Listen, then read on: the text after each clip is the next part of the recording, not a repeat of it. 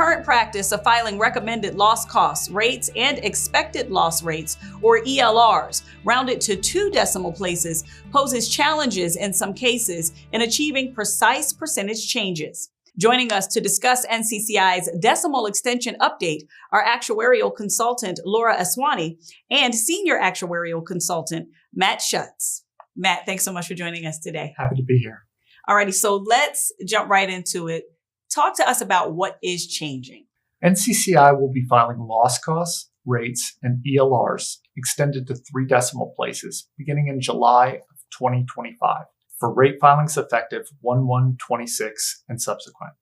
For complete information on all changes, see NCCI's FAQs on the decimal extension landing page. And why is this change important for the industry? It's a great question. The change is important because it addresses a certain situation where certain class codes have very low loss costs or rates. These codes can't change by refined amounts due to limitations in precision. For instance, if a class code has a loss cost of 0.04, the smallest unit of change is 0.01. So if the indicated change is minus 15%, equivalent to a loss cost of 0.034, that particular change couldn't be achieved because it's limited to 2 decimal place precision. Instead, the class code's loss cost would have to round to 0.03, or a minus 25% change. With 3 decimal places, we could achieve the indicated change of minus 15%. So that is a good example that helps put this in perspective. How will the change impact premium? The proposed change is expected to be premium neutral across both industry groups and statewide.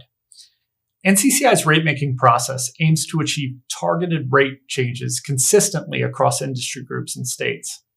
And this initiative does not alter those goals, correct? That's correct. Premium calculations will continue to align with these objectives after implementing the change to 3 decimal rates. It is important to note that it's equally likely for a classification's rounded rate to be higher or lower than the indicated unrounded rate. Just wanted to make that point. Matt, did NCCI consider any other solutions? So after assessing manuals and data reporting impacts and engaging stakeholders through voice of the customer outreach, NCCI has determined that extending rates to 3 decimal places represents the best approach because it is readily achievable, less disruptive than alternatives, and sufficient for solving the immediate challenge. Payroll limiting and modifying the exposure base to payroll per 1,000 were also considered as options. However, the decimal extension on its own is sufficient to address the mathematical constraints of the current system, enabling classifications to better attain indications within the existing framework.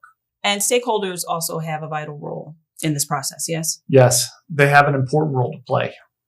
And while NCCI recognizes the substantial effort that will be required of stakeholders, this initiative is a necessary investment in modernization and sustaining the workers' compensation system.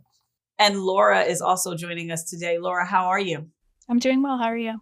Good, thank you. So what guidance can NCCI provide related to the rounding of carrier calculations involving NCCI's loss costs, rates, or ELRs? So NCCI actually does not provide guidance on related to the rounding of intermediate values in the premium algorithm, so as to not intrude on individual carrier practices. Laura, can you briefly discuss the specific data reporting elements of this change? Sure. So for policy data, unit statistical data, and financial call, final premium will continue to be reported to the nearest whole dollar.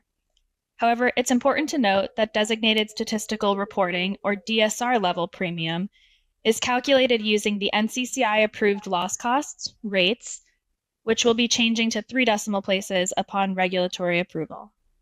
And can you break down each data type to discuss the timing of the reporting? Sure. So starting with policy data, generally, policy data is reported within 30 days from the policy effective date. If a carrier is moving to a 3 decimal rate in conjunction with NCCI's filed values, the timing of reporting a 3 decimal manual rate will vary by state, but the earliest possible approved filing effective date beginning January 1st, 2026. And what about unit statistical data? So unit statistical data is first valued at 18 months after the policy effective date and reported within 2 months from valuation. Therefore, if a carrier is moving to a 3-decimal rate, in conjunction with NCCI's filed values, the timing of reporting a 3-decimal manual rate will vary by state, but has the potential to impact unit statistical data for first report valuations beginning on and after July 1st, 2027, for states with an earliest possible approved filing effective date of January 1st, 2026. And finally, Laura, how will this change impact financial call reporting?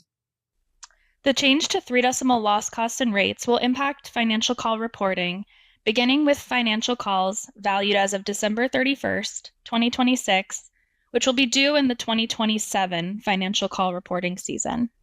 And what comes next on this? NCCI is continuing to communicate this change to the industry in a variety of formats.